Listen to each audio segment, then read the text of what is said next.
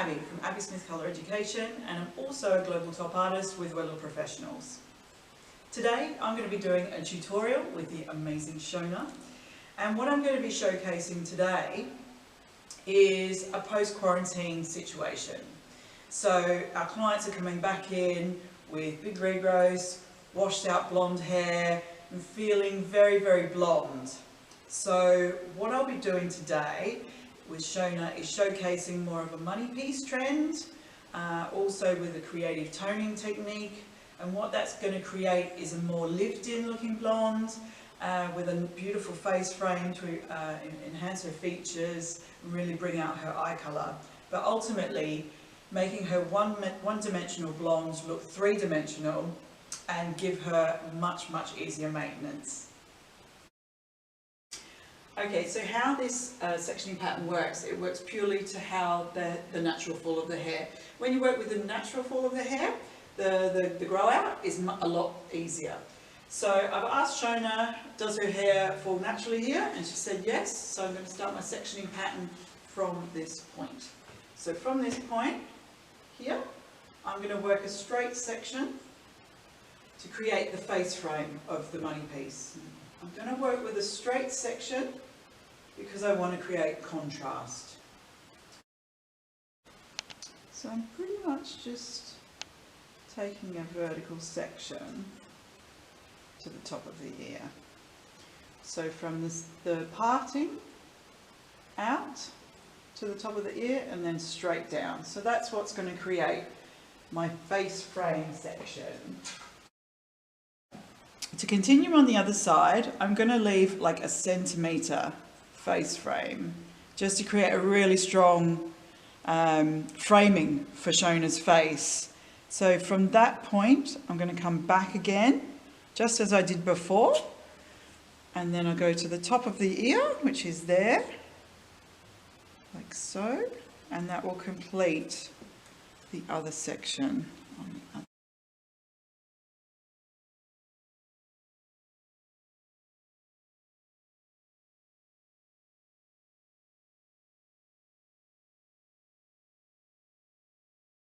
So I'm going to be taking a 30-degree angle. So that's horizontal. So I'm just 30 degrees is about there. So I'm just going to take my section like so. And so just a little bit more.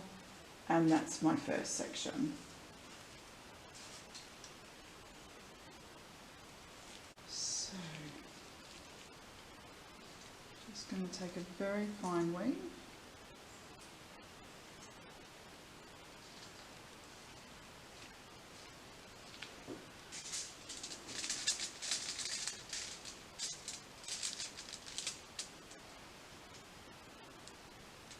Just got the product on the very end of my brush.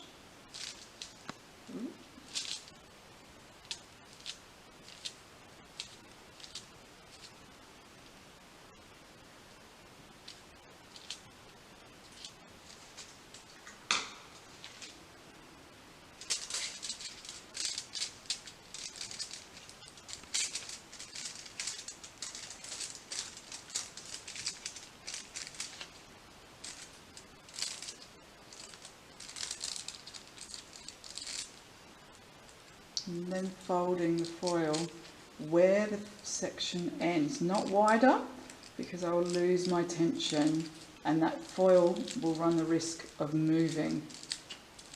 Et voila. Done. Then I'm going to take my next section on the same angle, the 30-degree angle, like so. Just going to slightly take that off.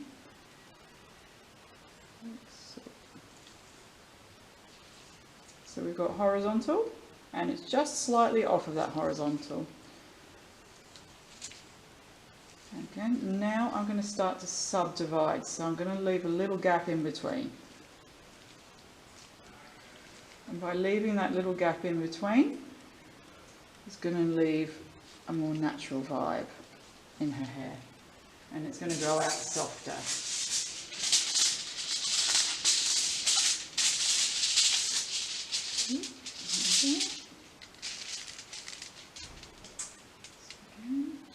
product on the end of my brush. So now we're getting to this bigger regrowth area. You can see I've applied my product here first, and then I start to feather. And that will eliminate any lines at the root area. So,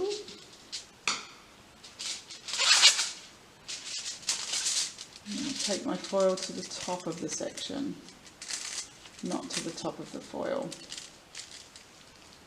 And that is just to make sure we don't get any bleeding or any demarcations in between the foils. So again, I'm folding to the end of my section, and again to the end of my section, and I've got a really good tension there. Okay, moving on to the next one. And just continuing on with that 30-degree angle. And what will start to happen is we're going to start to aim to run parallel up to this section. So very, very easy. There's no way that you can get lost. Okay, so we're now up to 1, 2, 3 sections to go now. So I'm really in the focal point area by her eyes now. So I wanted to create something a little bit more softer through this area, but through the more focal fringe area, I'm actually going to change the weave. So I'm changing it to more of a textured weave. So I've got a centimetre and then leaving a little bit out, centimetre, leave a little bit out, centimetre, leave a little bit out, and it's like so. So I'm actually picking up more hair now. So by picking up more hair, it's going to make the placement stronger. So it's almost like a soft slice. So by softening that slice, it's not too full on. And also by softening the slice, we can do that with our placement of colour as well. So I'm now just feathering that up to the root. So even though we're taking more hair, because of the angle that we're foiling on, it's going to fall soft. And because we're feathering at the root, it's going to fall soft.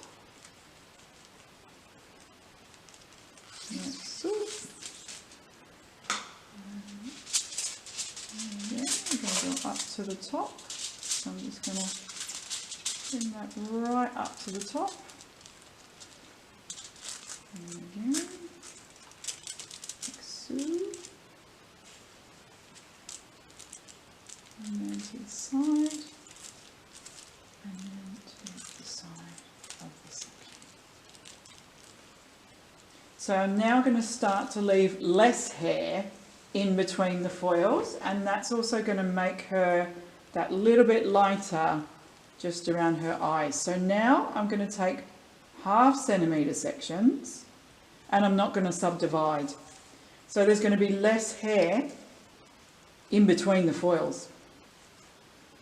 So again, now I'm going to take a centimetre, centimetre, centimetre, centimetre, centimetre, and so.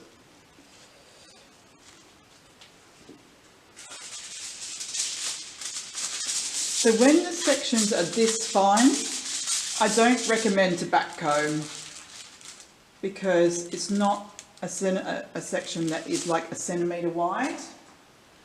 You don't really need to back comb because you're feathering at the root anyway. So it's just, if you are in a hurry, it's going to save you time. You don't always need to back comb. If you learn how to feather correctly, you actually don't need to back comb, because you're already creating seamlessness.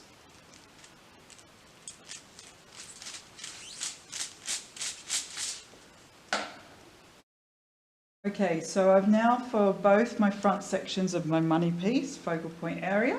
So now I'm going to start to filter through onto the top section, which is going to give the hair volume.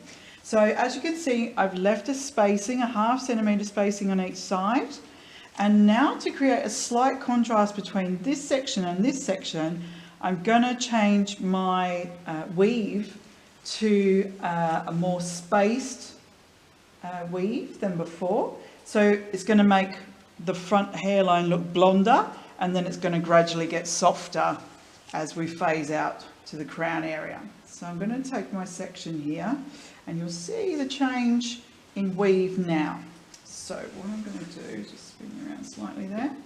Okay, that's going to, okay, cool. So what we're going to do now is we're going to space them apart slightly. So finer sections with, just going to take that out there. And you'll see the difference in what I've done in the front hairline. Okay, so there we go. So they're more spaced apart, 1/2 centimetre picking up and 1/2 centimetre leaving out. So again, applying my product first and then feathering up to the roots. So these little pieces are going to start to create a balayage looking effect when they start to grow out. So again, my foil goes to the top of the section, pinch, fold, and then fold at the end of the section.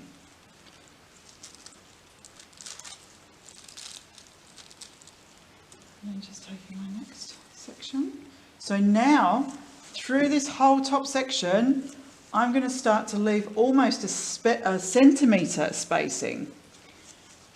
Almost. So I'm going to gradually increase the spacing as I work further back. So the hair will look blonder and then it will gradually get softer.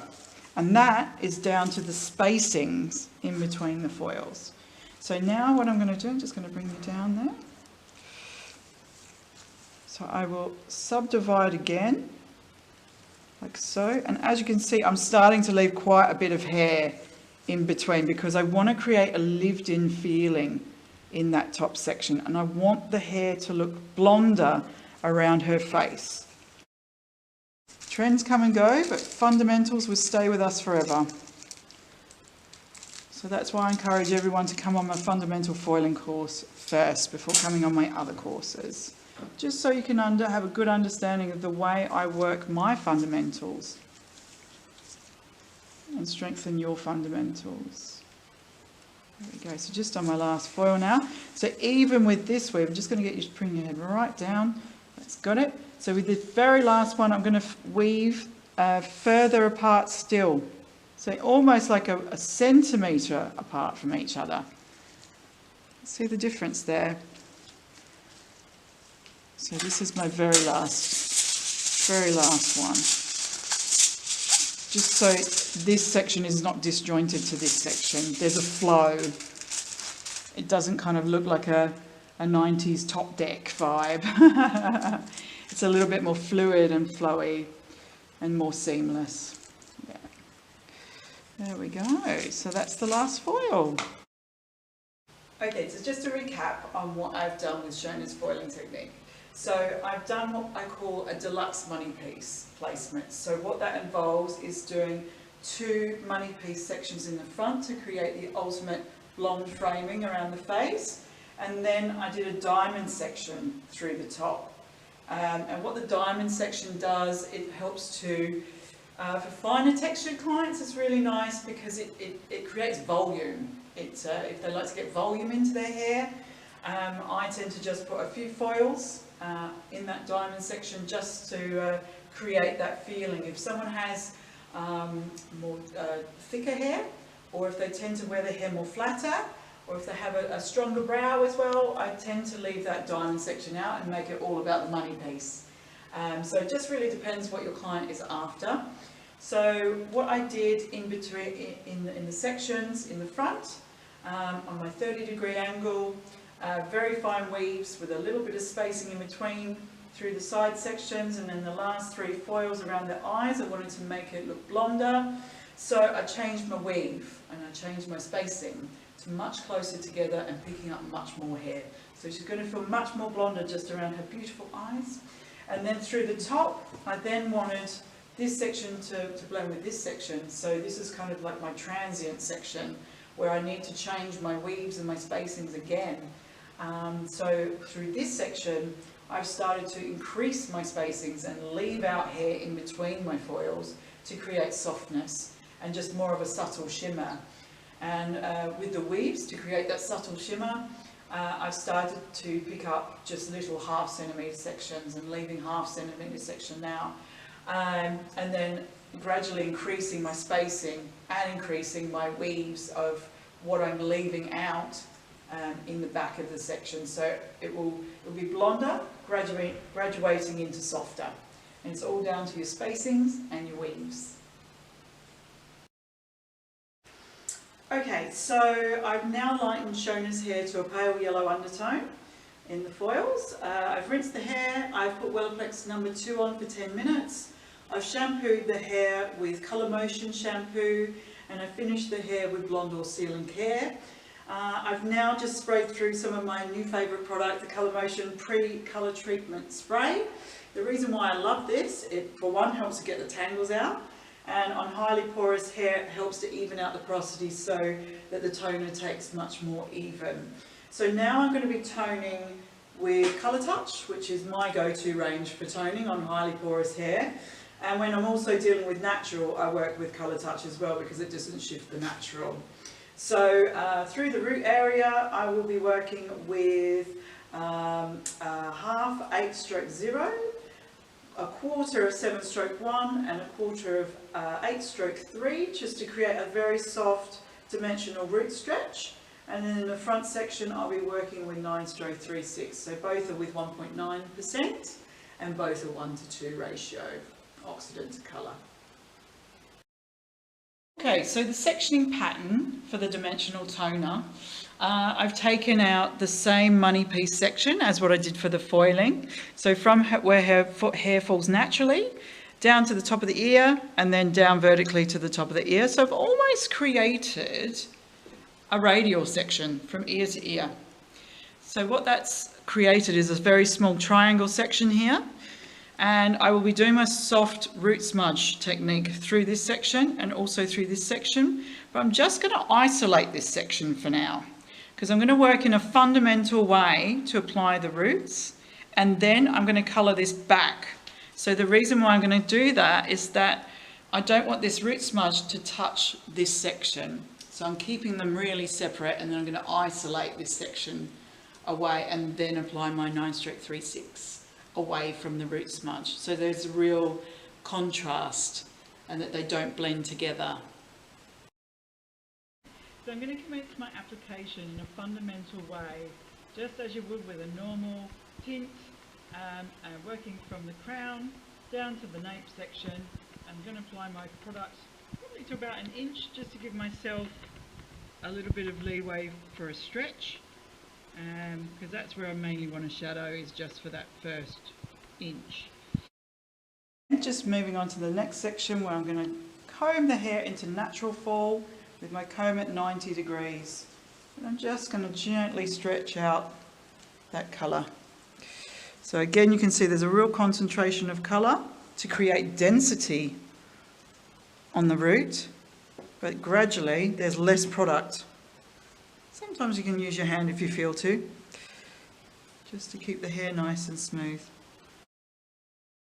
Okay, so now I'm up to my little safety blanket section, I call it.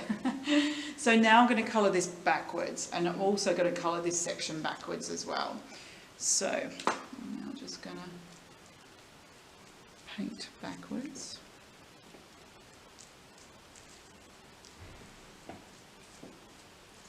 And gradually drop that off, and then give it a little comb so it connects with the rest of that section. Yeah, and there we go.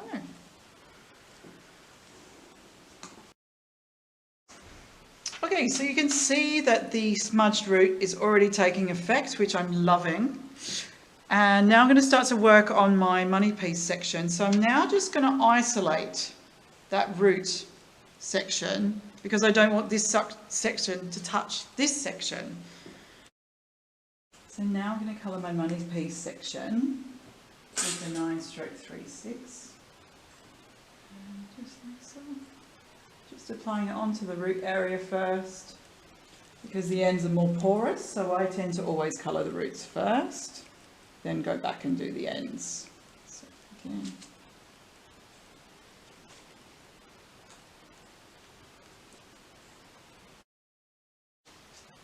Okay, so I can now remove this and you can really start to see that there's a little bit of contrast starting to happen and what I call dimension. We're starting to create dimension into the one-dimensional blonde, and also that smudged root is going to make Shona's hair look a little bit thicker. So I'm going to process this now for 10 minutes, and I'm actually not going to apply any colour right now on the lengths and ends because I actually like the lightness. So I'm going to apply something even more translucent than applying colour touch to damp hair, and that's with Colour Fresh. So I'm creating the smudge shadow effect in the back and in the front first for a lived-in feeling, but I actually really like the lightness already, and I'm wanting just to add a little bit of tone onto those lengths and ends, and I want them to appear really nice and translucent. So I'm going to be working with Colour Fresh 10/36. So we're going to rinse this off, give the hair a light shampoo with Colour Motion shampoo, and then I'll finish the colour service with the Colour Fresh 10/36 as conditioner. So I'm going to leave that on for about 5 minutes, and I'll lather it up a little bit just so it doesn't go too tonal, but I personally love Colour Fresh as a conditioner after a toning process as well. Okay, and Shona is done. And just to recap on what I did with the toning technique, working with Colour Touch on damp hair. So by working on damp hair, I've created more of a root smudge rather than a stretched root, which is something a little bit denser. So by applying it to damp hair, it still has a nice translucency about it, which is making her hair look thicker and shinier, and also root stretching it down to the mid-length, and then just utilising her existing lightness on the lengths and ends. Just a little recap on the face framing of the highlights. So by taking that nice straight section that's creating contrast, really framing the face, and just with the 9/36 is also just giving the face frame that pop factor, and also the tone as well, complementing her skin features beautifully. Yep, so hope you like it. I love it. Oh, bless. I love it too.